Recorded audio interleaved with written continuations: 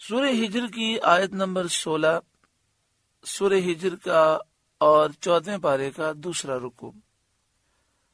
اللہ رب العالمین نے ارشاد فرمایا، وَلَقَدْ جَعَلْنَا فِي السَّمَاءِ بُرُوجًا، اور بے شک ہم نے آسمان میں برج بنائے جو کواکب سیارہ کے منازل ہیں، یعنی آسمان میں جو سیارے ہیں، جو حرکت کرنے والے ہیں انہیں سیارہ کہتے ہیں۔ تو جو سیارے ہیں ان کی 12 منزلیں ہیں، انہیں برج کہتے ہیں۔ ان کے نام یہ ہیں: حمل، ثور، جوزا، سرطان، اسد، سنبلہ، میزان، عقرب، قوس، جدی، دلو، حوت۔ وَزَيَّنَّاهَا لِلنَّاظِرِينَ، اور اسے دیکھنے والوں کے لیے آراستہ کیا، یعنی آسمان کو ستاروں سے آراستہ کیا اللہ تعالی نے۔ دیکھنے والے کو یہ آسمان سجا ہوا خوبصورت محسوس ہوتا ہے۔ واقعی یہ ایک ایسی چھت ہے کہ جو انتہائی خوبصورت ہے۔ رات کے وقت جب کوئی شخص اندھیرے کے عالم میں، جبکہ آسمان پر چاند موجود نہ ہو، بادل بھی نہ ہو، اور نگاہیں بھی اس کی درست ہوں، تو وہ دیکھتا ہے کہ ستاروں کے کیسے جھرمٹ ہیں اور کتنا آسمان خوبصورت ہے۔ وَحَفِظْنَاهَا مِنْ كُلِّ شَيْطَانٍ الرَّجِيمٍ، اور اسے ہم نے ہر شیطان مردود سے محفوظ رکھا۔ حضرت عبداللہ بن عباس رضی اللہ تعالی عنہما نے فرمایا، شیاطین آسمانوں میں داخل ہوتے تھے اور وہاں کی خبریں کاہنوں کے پاس لاتے تھے۔ جب حضرت عیسیٰ علیہ السلام پیدا ہوئے تو شیاطین 3 آسمانوں سے روک دیے گئے، اور جب سید عالم صلی اللہ علیہ وآلہ وسلم کی ولادت ہوئی تو شیاطین کو تمام آسمانوں سے روک دیا گیا۔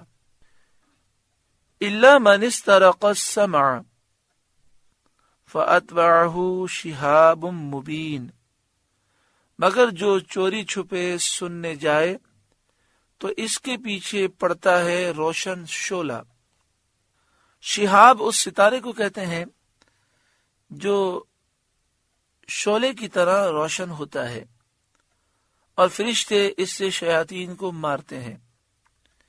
یعنی اب شیاطین اگر آسمان کے قریب جاتے ہیں تاکہ فرشتوں کی گفتگو سنیں اور پھر فرشتوں کی گفتگو کی خبریں کاہنوں کو دیں، تو جب شیاطین آسمان کے قریب جاتے ہیں تو انہیں شہاب ثاقب، شہاب مبین، روشن شعلہ مارا جاتا ہے اور ان پر حملہ کیا جاتا ہے، انہیں جلا دیا جاتا ہے، انہیں ہلاک کر دیا جاتا ہے۔ والارض مددناہا، اور ہم نے زمین پھیلائی، والقینا فیہا رواسیا، اور اس میں لنگر ڈالے، یعنی پہاڑ ہم نے قائم کیے، پہاڑوں کے لنگر ڈالے تاکہ زمین ثابت و قائم رہے، جنبش نہ کرے، حرکت نہ کرے۔ وَأَنبَتْنَا فِيهَا مِن كُلِّ شَيْءٍ مَوْزُونٍ، اور اس میں ہر چیز اندازے سے اگائی، یعنی ایک مضبوط نظام کے تحت۔ ہر چیز کو اللہ نے وہ شکل عطا فرمائی جو سب سے خوبصورت ہے۔ آپ ہمارے جسم کے اعضاء لے لیں، کوئی جسم کا عضو چھوٹا ہے، کوئی بڑا ہے۔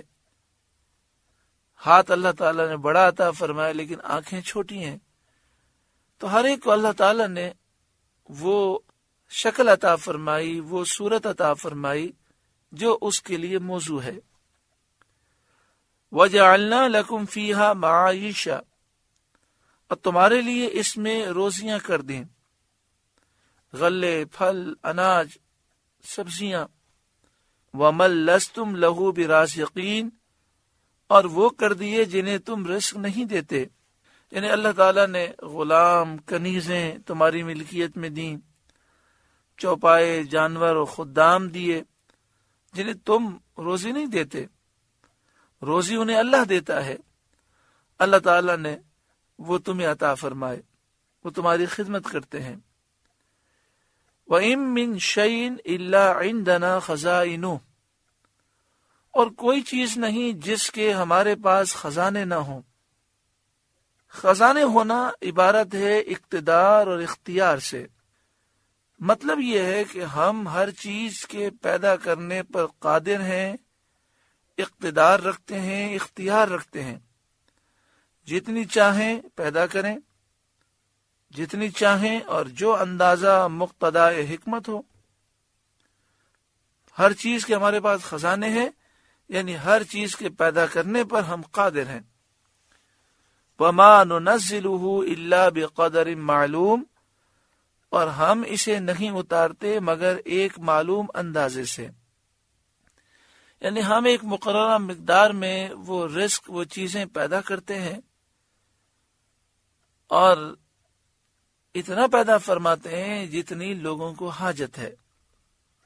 مثلا بارش اگر 10 سال کی ایک ساتھ آ جائے ایک ہی دن میں تو سب لوگ ہلاک ہو جائے، تو وقتاً فوقتاً بارش آتی ہے اتنی جتنی ہمیں ضرورت ہے۔ اور یہ ایک حقیقت ہے کہ بارش سے جو نقصانات آج ہو رہے ہیں اس کی وجہ یہ ہے کہ ہم نے فطرت کے نظام کو بدل دیا، جنگلات کاٹ دیے گئے اور ان کی جگہ بڑی بڑی عمارتیں بنائی گئیں، بارش کے پانی کے نکلنے کا راستہ نہیں بنایا گیا۔ تو ہم نے جب فطرت کے نظام کو بدلا ہے تو اس وجہ سے نقصانات ہیں۔ آج حال یہ ہے کہ جب بارشیں ہوتی ہیں تو لوگ ڈوب جاتے ہیں اور پھر سارا سال پانی کی قلت سے پریشان ہوتے ہیں۔ تو اللہ تعالیٰ نے ایسی بارشیں نازل فرمائیں کہ اگر صحیح نظام ہو تو یہ پانی ہمارے لیے پورے سال کے لیے کافی ہو۔ وَأَرْسَلْنَا الرِّيَاحَ لَوَاقِحَ، اور ہم نے ہوائیں بھیجیں بادلوں کو بارور کرنے والیاں، یعنی ہوائیں ایسی ہوتی ہیں جو آبادیوں کو پانی سے بھرتی اور سیراب کرتی ہیں۔ آپ سوچے تو صحیح کہ پانی کتنا برستا ہے، ٹنوں یعنی سینکڑوں ٹرکوں میں اور ٹینکروں میں جتنا پانی آتا ہے اس سے زیادہ 1 گھنٹے میں بارش میں برس جاتا ہے۔ تو اللہ نے ان بادلوں میں کتنا پانی جمع فرمایا۔ فَأَنزَلْنَا مِنَ السَّمَاءِ مَاءً، تو ہم نے آسمان سے پانی اتارا۔ فَأَسْقَيْنَاكُمُوهُ، پھر وہ تمہیں پینے کو دیا۔ وَمَا أَنْتُمْ لَهُ بِخَازِنِينَ، اور تم کچھ اس کے خزانچی نہیں، یعنی پانی تمہارے اختیار میں نہیں، حالانکہ تمہیں سب سے زیادہ ضرورت پانی کی ہے۔ انسان کو سب سے زیادہ ضرورت آکسیجن کی ہے، آکسیجن کے بعد، سانس لینے کے بعد جو انسانی دوسری سب سے بڑی ضرورت ہے وہ پانی ہے، لیکن نہ ہمارے پاس آکسیجن کے ذخیرے ہیں اور نہ ہی پانی کے ذخیرے ہیں۔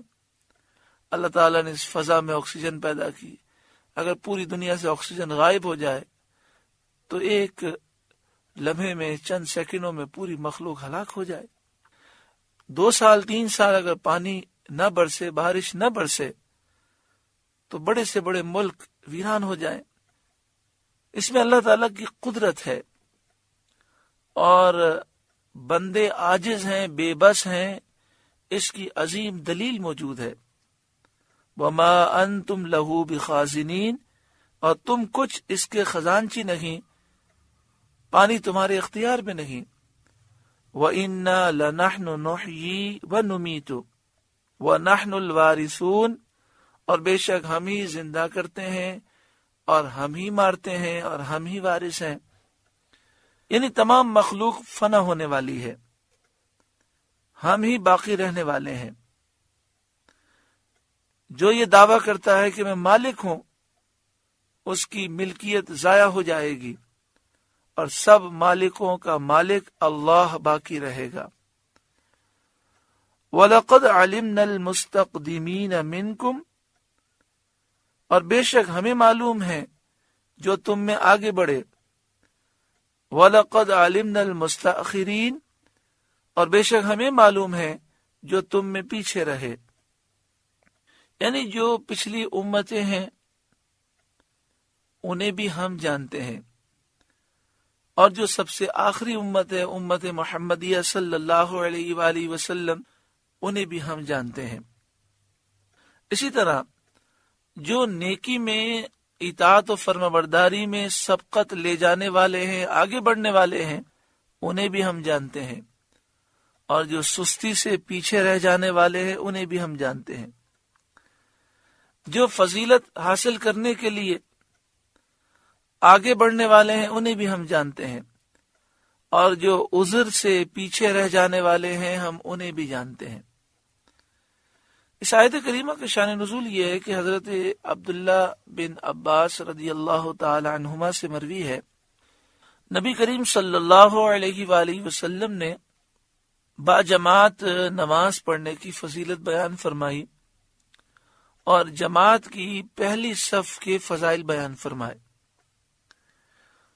تو صحابہ پہلی صف حاصل کرنے میں بہت کوشاں ہوئے اور ان کا ازدحام ہونے لگا۔ اب جن کے مکانات قریب تھے وہ جلدی آ جاتے اور پہلی صف پا لیتے، اور جن کے مکانات دور تھے وہ پہلی صف پانے سے محروم ہو گئے۔ تو جن حضرات کے مکان مسجد نبوی شریف سے دور تھے وہ اپنے مکان بیچ کر قریب مکان خریدنے پر آمادہ ہو گئے تاکہ صف اول میں جگہ ملنے سے کبھی محروم نہ ہوں۔ اس پر یہ آیت کریمہ نازل ہوئی اور انہیں تسلی دی گئی کہ ثواب نیتوں پر ہے۔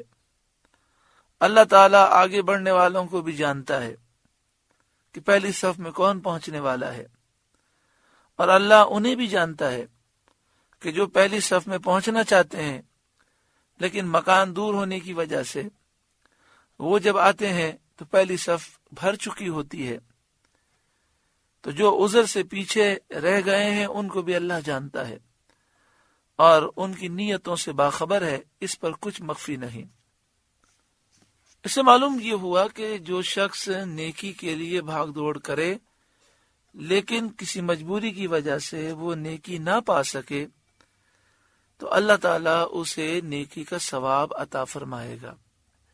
جیسے کسی بھی مسجد میں جب ہم نماز پڑھتے ہیں صحیح العقیدہ امام کے پیچھے تو پہلی صف میں 50 آدمیوں کی گنجائش ہوگی یا 100 کی ہوگی، بہت بڑی صف ہوگی تو 150 کی گنجائش ہوگی، اور نماز میں مثلا جمعے کی نماز میں 2000 آدمی ہوتے ہیں، 4000 آدمی ہوتے ہیں، تو 4000 آدمی پہلی صف میں آ جائیں یہ ممکن تو نہیں۔ اب آپ نے اگر 4000 آدمی کے دل میں فضیلت اور شوق بیدار کیا تو سب آگے آنے کی کوشش کریں گے۔ 100 آدمی 150 آدمی جتنی پہلی صف میں جگہ ہوگی وہ تو پا لیں گے، باقی محروم رہ جائیں گے۔ لیکن اس شوق کا اللہ تعالیٰ فائدہ دے گا۔ فائدہ یہ ہوگا کہ جنہوں نے کوشش کی اور وہ نہ پا سکے انہیں پہلی صف کا ثواب مل جائے گا۔ جیسا کہ حضرت امام غزالی علیہ رحمہ نے فرمایا کہ جمعے کی نماز اس دور میں کہ جب پورے شہر میں ایک جمعہ ہوتا تھا تو لوگ یہ چاہتے تھے کہ جو جامع مسجد ہے جہاں پر جمعہ ہوتا ہے وہاں اگلی صفوں میں جگہ مل جائے، تو لوگ کئی گھنٹے پہلے وہ چلتے اپنے گھر سے، پھر بھی اگلی صفوں میں جگہ نہ ملتی، تو بعض بزرگوں نے یہ لکھا کہ وہ تہجد پڑھ کر چل پڑتے جامع مسجد کی طرف، ہاتھ میں مشعلیں ہوتی ہیں اور اندھیرے میں وہ جا رہے ہوتے، پوچھا جاتا کہاں جا رہے ہیں تو کہتے جامع مسجد میں جا رہے ہیں جمعہ پڑھنے کے لیے، یعنی تاکہ پہلی صفوں میں جگہ مل جائے اگلی صفوں میں اور جمعے کی فضیلت ہمیں زیادہ حاصل ہو۔ تو اب ایسے دور کے اندر جب ایسے جذبات ہوں اور سب لوگ چاہیں کہ ہم پہلی صف میں جگہ پا لیں اور سب پہنچ جائیں، تو سب تو نہیں پا سکتے مگر نیت کا ثواب سب کو مل جائے گا۔ اللہ تعالی ہمیں نیکیوں میں آگے بڑھنے کا ایسا ہی جذبہ عطا فرمائے۔ وَإِنَّ رَبَّكَ هُوَ يَحْشُرُهُمْ اور بے شک تمہارا رب ہی انہیں قیامت میں اٹھائے گا. یعنی جس حال پر وہ مرے ہوں گے اسی حال پر اللہ تعالیٰ اٹھائے گا. ایمان کی حالت میں مرے ہوں گے تو ایمان کی حالت میں اٹھیں گے، کفر کی حالت میں مرے ہوں گے تو کفر کی حالت میں اٹھیں گے. انہ حکیم علیم، بے شک وہی علم و حکمت والا ہے. سورہ ہجر کا دوسرا رکوع مکمل ہوا. اللہ رب العالمین اس رکوع کے نور سے ہمارے قلوب کو روشن منور فرمائے. اللہ اللہ اللہ